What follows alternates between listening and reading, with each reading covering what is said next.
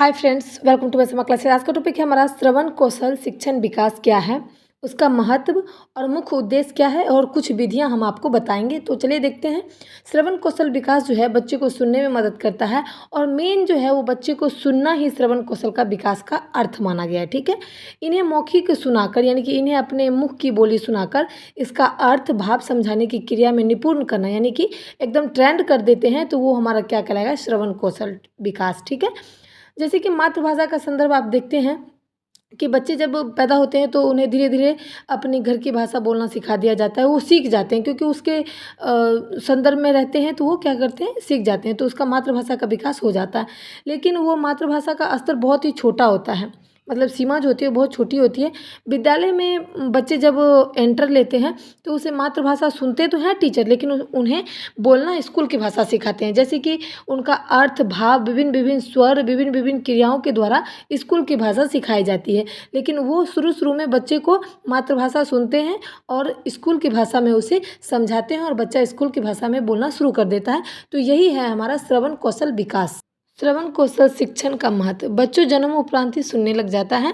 यह ध्वनि उसके मन और मस्तिष्क को अंकित करती है, यानी कि जब बच्चा जन्म होता है उसी टाइम से उसको सुनाई देने लगता है और उसी टाइम से उसको मन और मस्तिष्क में अंकित होने लगता है कि ये किसकी आवाज़ है, ये कहाँ से आवाज़ है, वो जानना चाहता है कि ये आवाज़ कैसी है। ठीक है, यह अंकित ध्वनि ही बच्चे को भाषा और ज्ञान का आधार बनती है। ठीक है, क्योंकि स्वाभाविक है जब बच्चे को जो सुनाई देगा वही उसके भाषा और ज्ञान को आधार बनेगा, क्योंकि जो हम बोलते हैं वही बच्चा सीखता है। आप कभी कभी देखते होंगे जो हम बोलते हैं बच्चा वही कॉपी करता है, तो वही उसका आधार बन जाता है भाषा का। ठीक है, श्रवण कौशल की अन्य भाषा कौशल को विकसित करना ही प्रमुख आधार बनता है। ठीक है, जो सुनता है और सुनकर अन्य भाषा यानी कि कोई भी भाषा को विकसित करता है यानी कि बोलता है, तो उसका क्या है, आधार बन जाता है भाषा का।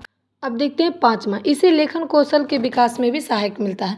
अगर बच्चा अच्छे से सुन पाएगा तो वो अच्छे से लिख पाएगा, तो उसका विकास भी होगा, लिखने की क्रिया में भी उसका विकास हो जाएगा। नहीं तो अगर बच्चा सुनने में गलती करे, जैसे हम शिक्षक को शिक्षक बोलेंगे, शिक्षक बोलेंगे, तो वो उसी टाइप से लिख पाएगा, तो उसमें लिखने में विकास नहीं होगा। तो जो बच्चा सुनेगा वही अच्छे से लिखेगा। यह व्यक्तित्व के विकास में भी सहायक मिलता है।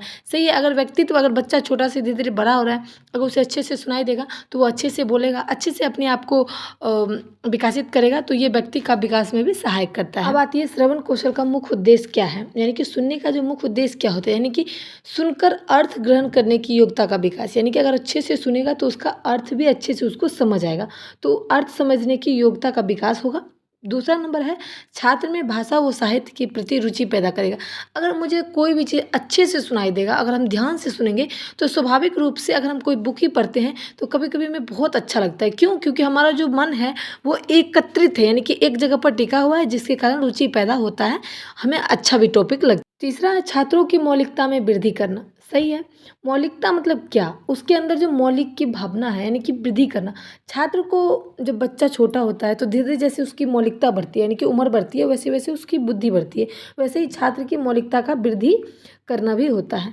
अब देखेंगे जैसे चौथा नंबर है विद्यार्थियों में ध्वनि शब्दों का शुद्ध उच्चारण तथा स्वर गति और लय के साथ पढ़ाने की योग्यता विकसित करना। यानी कि जब बच्चा अगर बड़ा होगा तो धीरे धीरे उसे अच्छे से बोलने आएगा, फिर क्या होगा कि वो अच्छी ध्वनि निकालेगा, अच्छे से बोलेगा, शब्दों का सही उच्चारण करेगा, यानी कि व्याकरण का ज्ञान होगा उसे, स्वर गति और लय के साथ पढ़ने की योग्यता विकसित करेगा। यानी कि अगर उसे समझ में आएगा ये व्याकरण में हमें इस तरह से पढ़ना है, विद्यार्थी टीचर उसको सिखाएंगे तो वो उसी तरह से पढ़ेगा और उसे क्या होगा कि ये सब पढ़ने लिखने में उसे योग्यता विकसित होगा। ठीक है, पांचवा है भाव विचारों तथा मूल्यांकन करना भी सीखेगा। सही है, बच्चा को जब अच्छे से ज्ञान होगा, तो जैसे कभी कभी स्कूल में टीचर दे देते हैं एक दूसरे की कॉपी और कहते हैं कि इसका मूल्यांकन करना है, किसका क्या सही है। कभी कभी टीचर एक दूसरे की कॉपी बदल के दे देते हैं ना, कहते हैं तुम इसका करेक्शन करो और तुम्हारा कॉपी का करेक्शन ये करेगा। इससे क्या होगा, इससे ये होता है कि विद्यार्थी को मूल्यांकन करने आता है या नहीं, सही तरह से कॉपी चेक करना, एक दूसरे के बारे में कैसा मूल्यांकन करता है, इसकी उसको नॉलेज हो जाएगी, ज्ञान हो जाएगा, तो मूल्यांकन करना भी सिखाते हैं। अब देखेंगे श्रवण कौशल शिक्षण की कुछ विधियां हैं, जैसे कि कहानी कहकर सुनना। पहले टीचर कहानी कहते हैं, फिर बच्चों से पूछते हैं यानी कि सुनते हैं। ठीक है, जैसे प्रश्न उत्तरी, पहले प्रश्न होता है, फिर उसके बाद बच्चे उत्तर देते हैं। सूतलेख लेखन यानी कि जो सूतलेख होता है, जैसे बच्चों की गलतियाँ कैसे पकड़ते हैं, सूतलेख लिखा के कठिन शब्दों लिखने का अभ्यास कराते हैं। फिर उसके बाद जब वो अच्छे से लिख लेता है, सुन लेता है, पढ़ लेता है, तो उसे भाषण के तौर पे तैयार करते हैं। जैसे कि कोई भी 15 अगस्त, 26 जनवरी या भी कोई भी चीज़ टीचर डे पे उसे 10 लाइन बोलना है, ठीक है। कहानी कविता जैसे सुनते हैं उस टाइप से उसको भाषण तैयार किया जाता है। अगर वो सीख गया तो स्वर वाचन यानी कि जो शिक्षक सुनते हैं, बोलते हैं, डिस्कस करना आपस में, तो ये सब क्या है, शिक्षण की कुछ विधियाँ। वीडियो पसंद आए लाइक करें, शेयर करें, सपोर्ट करें। Thanks for watching my video.